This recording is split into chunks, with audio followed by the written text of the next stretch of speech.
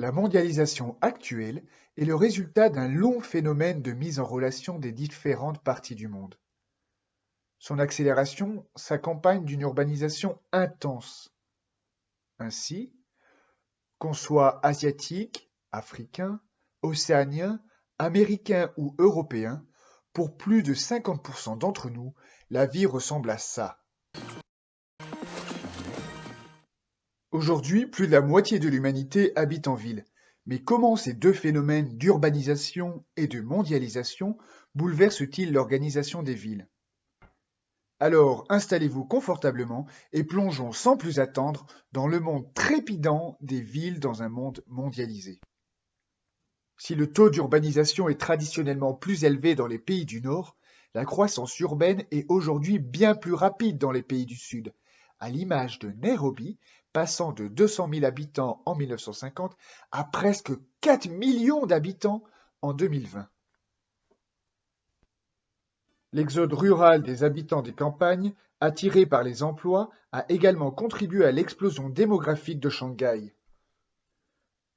Dans toutes ces villes, on retrouve des paysages communs. Les gratte-ciel des CBD, visibles dans les génériques des experts ou dans Fast and Furious, sont similaires à Los Angeles, à Rio, New York et Moscou, mais aussi à Johannesburg dans Avengers.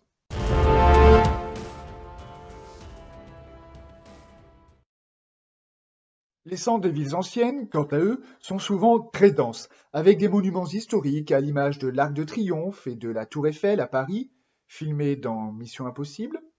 C'est aussi le cas du Parlement de Londres, de Saint-Pierre à Rome et de Mexico avec sa cathédrale, tous visités par James Bond.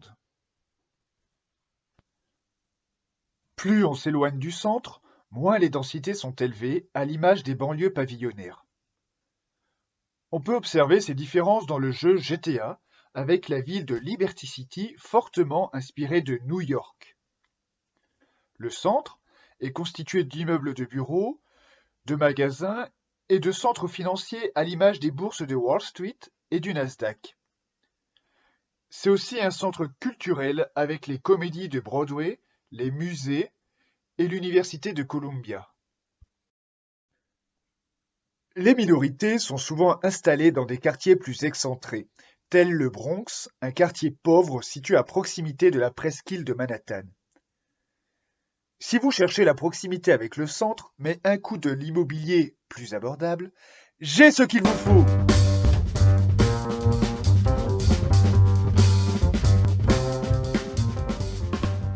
À Brooklyn, un quartier autrefois appauvri, des artistes se sont installés.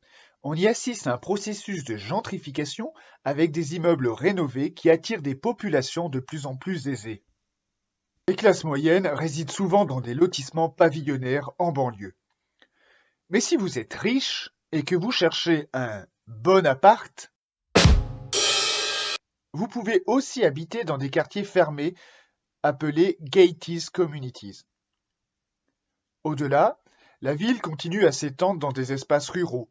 C'est la périurbanisation. En périphérie, se sont implantées des zones industrielles souvent associées à des ports qui permettent de relier la ville au reste du monde. L'aéroport JFK est pour sa part un hub aérien qui concentre les flux de la mondialisation. Avec ses nombreuses infrastructures de transport, New York est donc reliée aux autres métropoles mondiales qui forment entre elles un archipel mégalopolitain mondial. Ainsi, la bourse de Londres est reliée à celle de New York, de Paris et de Hong Kong. Comme le prouve Chinatown, le quartier chinois de New York, ces villes sont cosmopolites car elles attirent les populations du monde entier. Les métropoles mondiales concentrent également les firmes transnationales, ainsi que les centres de fonctions culturelles et politiques mondiaux, à l'image du siège de l'ONU. Toutes les métropoles ne profitent cependant pas de la mondialisation. Celles des pays en développement ou celles des régions en guerre sont bien moins intégrées au réseau de la mondialisation. Des villes autrefois prospères comme Détroit, au nord des États-Unis, peuvent rentrer en crise. La concurrence internationale y a entraîné la fermeture des usines automobiles de Ford, Chrysler et General Motors. Sans emploi, les habitants ont fui la ville qui se vide littéralement de sa population. La métropole aux presque 2 millions d'habitants en 1950 n'a plus aujourd'hui que 600 000 habitants. De nombreux bâtiments sont alors abandonnés, comme le montrent les clips du rappeur Eminem.